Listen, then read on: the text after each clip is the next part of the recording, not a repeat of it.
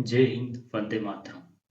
चौथा क्वार्टर समाप्त होते-होते कोल्ट्स ने काफी पॉइंट्स स्कोर किए और अब वे विपक्षी टीम की बराबरी पर आ गए। अब खेल में केवल 3.49 मिनट बाकी थे, जबकि पेट्रियाट्स ने फिर स्कोर किया और अब डंगी की टीम 34-31 से पीछे हो गई। कोल्ट्स ने गेंद अपने कब्जे में ले ली और मैदान की दूसरी ओर जाने लगे। वे केवल 19 सेकंड में ही मैदान पार कर आखिरी छोर पर चले गए। अब मैच में पहली बार पोर्टरस 38-34 से आगे थे, घड़ी में केवल 8 सेकंड बाकी थे। अगर डंगी के टीम ने पेट्रियाट्स को टचडाउन स्कोर करने से रोक लिया तो कोल्ट्रस इस मैच को जीत सकते थे।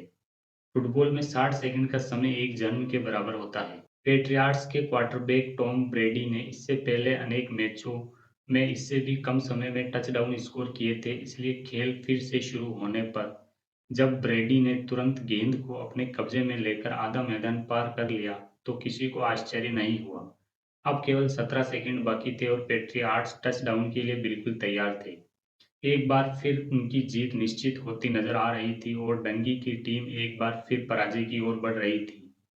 ये मैच जीतकर पेट्रियाट्स एक बार फिर कोल्ट्रस का सुपर बोल में जगह बनाने का सपना चकनाचूर करने वाले थे। जैसे ही पेट्रियाट्स स्क्रीमेज लाइन पर पहुंचे, कोल्ट्रस की डिफेंस लाइन के खिलाड़ियों ने अपना स्थान ले लिया। कोल्ट्रस का कॉर्नरबैक मिर्लन जैक्सन लाइन से 10 यार्ड पीछे खड़ा था। उसने इशारों पर ध्यान केंद्रित किया और गौर किया कि पेट्रियाट्स के लाइनमैन एक दूसरे से कितनी दूरी पर खड़े हैं और पीछे दौड़ने वाला खिलाड़ी कितना झुका है। इन दोनों इशारों से जैक्सन को पेट्रियाट्स की अगली चाल का पता चल गया।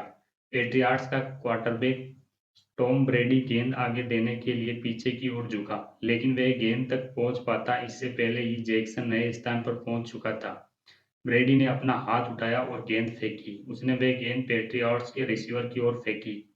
वे उससे 20 यार्ड दूर मैदान के बीच में खड़ा था और उसके आसपास विपक्षी टीम का एक भी खिलाड़ी नहीं था।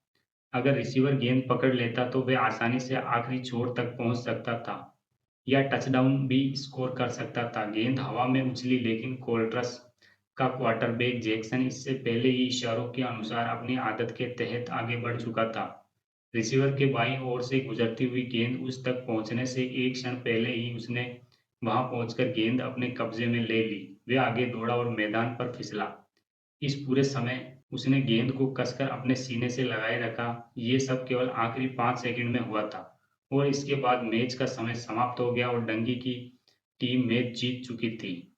इसके 2 हफ्तों बाद वे सुपर बोल भी जीत गए। कोल्ट्स आखिरकार चैंपियन कैसे बने, इसका स्पष्टीकरण देने के लिए दर्जनों कारण बताए जा सकते हैं, जैसे उस वर्ष किस्मत उनके साथ थी या शायद उनका समय अच्छा चल रहा था, वगैरह। लेकिन डंगी के खिलाड़ी बताते हैं कि उनके चैंपियन बनने का कारण था कि वे विश्वास करना सीख गए थे।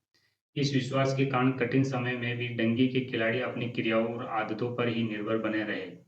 मैच के बाद लॉम्बार्डी ट्रॉफी पकड़े पैटन मीनिंग ने स्टेडियम में बैठे दर्शकों से कहा, हमारी जीत का श्रेय कोच डंगी को जाता है। ये ट्रॉफी उनके विश्वास का परिणाम है। डंगी अपनी पत्नी की ओर मुड़े, हमने कर दिखाया। आदतों में परिवर्तन कैसे आता है? दुर्भाग्यवश आदतों में परिवर्तन लाने का ऐसा कोई सीधा रास्ता नहीं है जो हर किसी के काम आ सके। ऐसा कोई तरीका नहीं है जिसे अपनाकर हर किसी को अपनी आदतें बदलने में सफलता हासिल हो सके। हम जानते हैं कि आदतों को जड़ से नहीं मिटाया जा सकता, बल्कि पुरानी आदतों के स्थान पर नई आदतें विकसित करनी पड़ती है। साथ ही हम ये भी जानते हैं कि आदत परिवर्तन का एक सुनहरा नियम होता है जो आदतों में परिवर्तन लाना आसान बना देता है। ये सुनहरा नियम है, आदत के फंदे के इशारे और इनाम समान रखते हुए नई क्रियाओं का समावेश किया जाए। लेकिन सिर्फ इतना काफी नहीं है, इसके लिए विश्वास भी जरूरी है। आदत में परिवर्तन लाने के लिए लोगों के अंदर ये विश्वास होना जरूरी है कि उनकी आदतों में परिवर्तन संभव है। आमतौर पर इंसान के अंदर ये विश्वास किसी समूह की मदद से ही पैदा होता है। जैसे अगर आप धूम्रपान की आदत छोड़ना चाहते हैं, तो इसके लिए किसी ऐसी नई क्रिया का पता लगाना जरूरी है जिससे आपकी निकोटीन के सेवन की इच्छा तृप्त हो सके। इसके बाद एक सपोर्ट ग्रुप ढूंढें, यानी ऐसे लोगों का समूह जो पहले धूम्रपान करते थे पर अब इस लत से मुक्त हो चुके हैं। उनका समूह आपको ये विश्वास दिला सकता है कि आपके लिए निकोटीन से दूर रहना संभव है।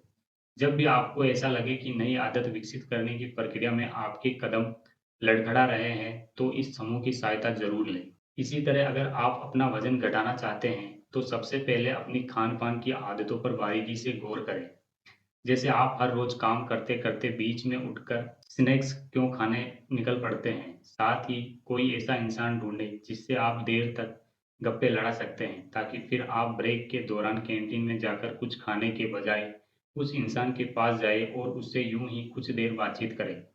अगर आप ये सब नहीं कर सकते तो कोई ऐसा समूह ढूँढ सकते हैं जिससे सदस्यों का लक्ष्य भी वज़न घटाना ही हो। अगर ये भी संभव नहीं है तो कम से कम कोई ऐसा इंसान ढूँढें जो चिप्स या ऐसे ही अन्य स्नैक्स खाने के बजाय अपने बैग में फल वगैरह रखता हो।